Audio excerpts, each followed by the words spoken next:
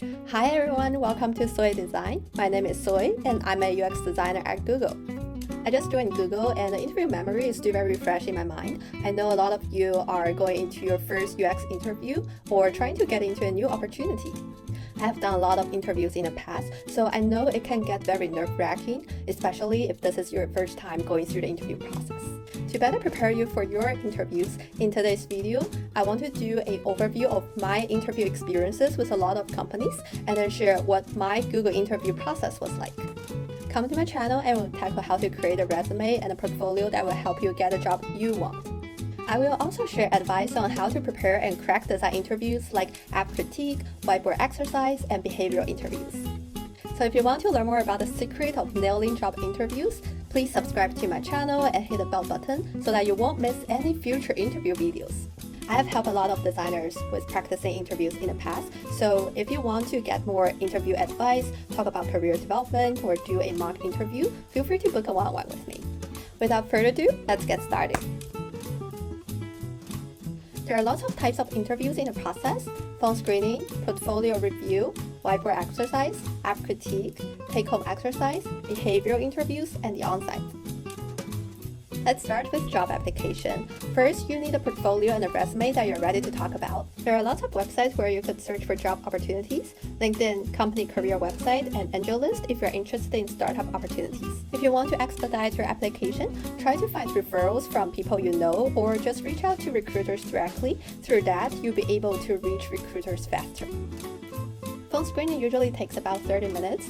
Recruiters usually would ask you about your background and experiences you listed on your resume to verify the basic details on your application. Some recruiters might ask you to do a high-level overview of your project. The purpose of this round is to get to know who you are and whether or not your background matches with what the job needs. I've also met recruiters asking for my salary expectations in our first conversation. I will share more about how to answer tricky questions like that in future videos. Once you pass the phone screening, the next round is usually a technical round. It could be a portfolio review, whiteboard exercise, or app critique. Let's first start with portfolio review. Portfolio review usually takes from 45 minutes to an hour.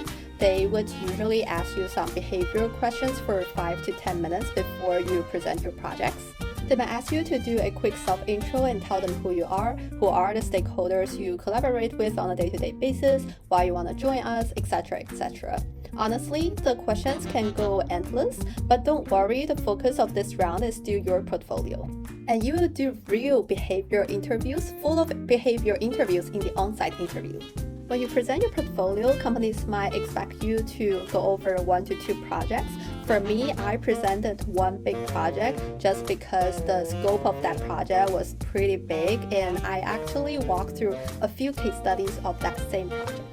But feel free to present multiple projects to showcase the breadth and depth of your skill set if needed. And I know actually a lot of companies would prefer to see more than one project just to understand your experience better.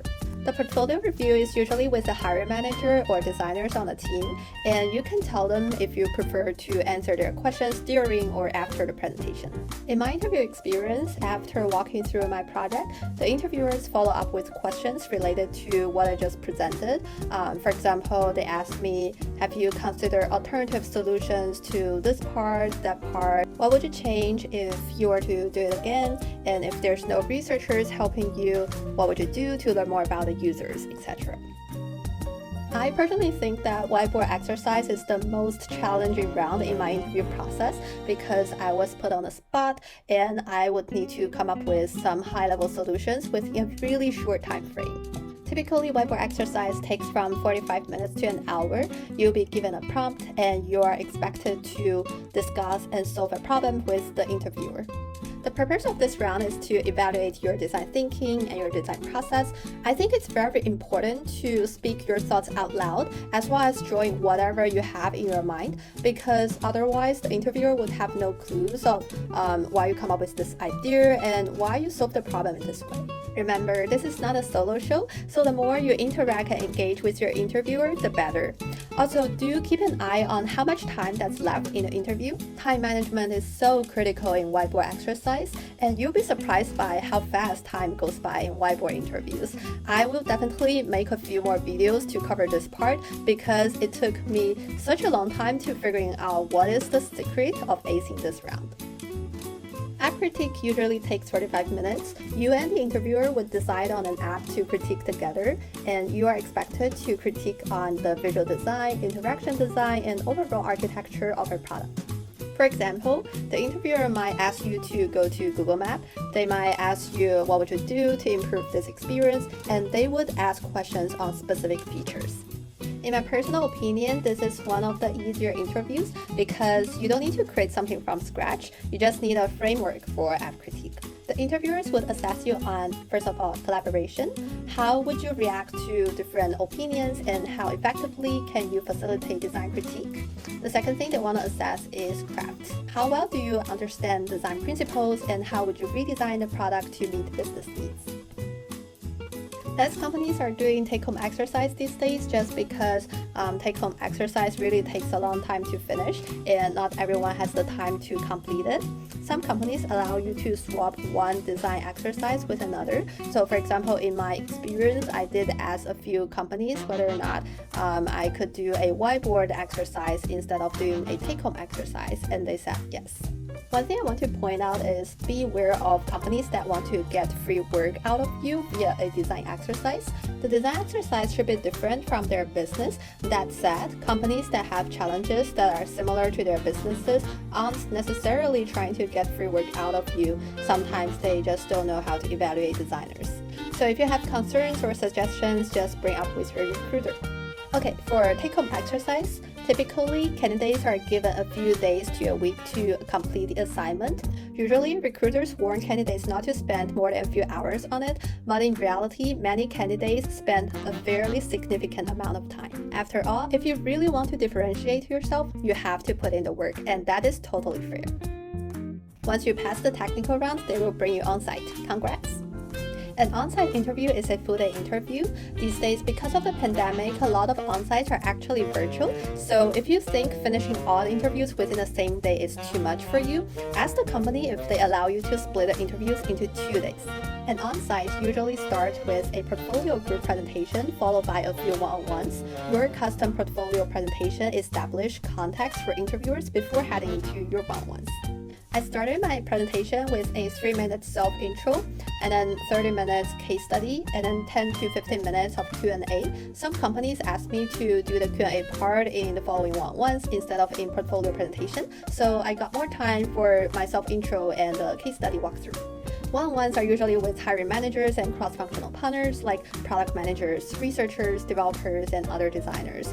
A one-on-one could be a behavioral interview. For example, cross-functional stakeholders want to know more about who you are, how would you collaborate with different stakeholders, what would you do in different situations to see if you're a good fit for the team. Interviews are a two-way process, so definitely take this opportunity to ask the company questions you have. Asking questions also shows that you're very interested in the company, and this is going to help you make a good impression.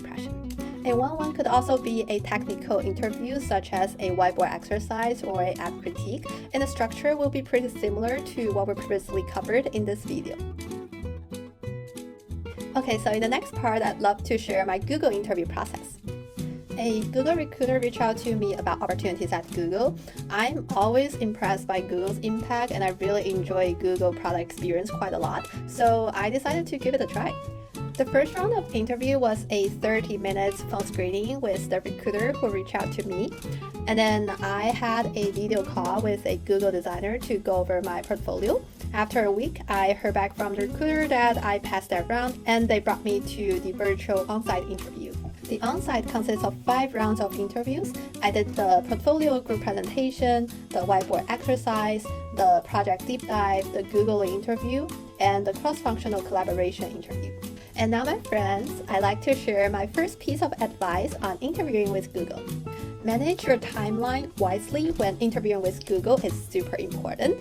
There is a team match process before the on-site interview, and the process could take from 1 month to 3 months. With competing offers, you might be able to expedite the process a little bit, but the team match process would still take at least 1 month. After the onsite, your interview packet would be submitted to the hiring committee.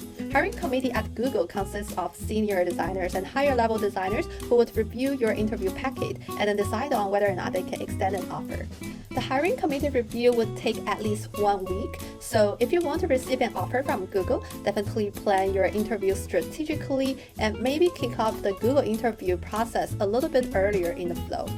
My second piece of advice is that once you're matched with a team, definitely do the on-site interview as soon as possible because jobs fill out fast. The original opening you were matched with might be filled after your on-site interview if you interviewed too late, and that happened to me.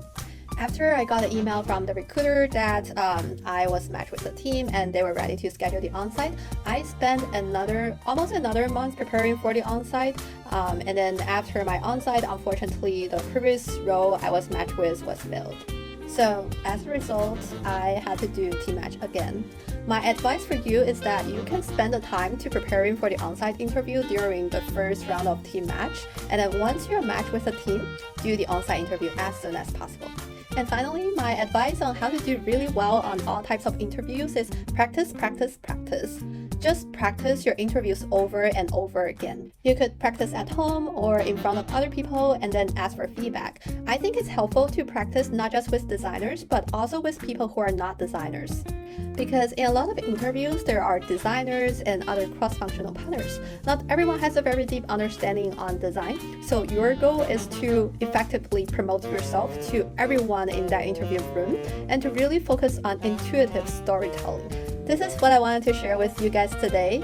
Thank you so much for watching my first video, and please give this video a thumb up if you think this is helpful. If you have any questions or topics that you're interested in, feel free to comment down below, and I'll see you guys next time. Bye!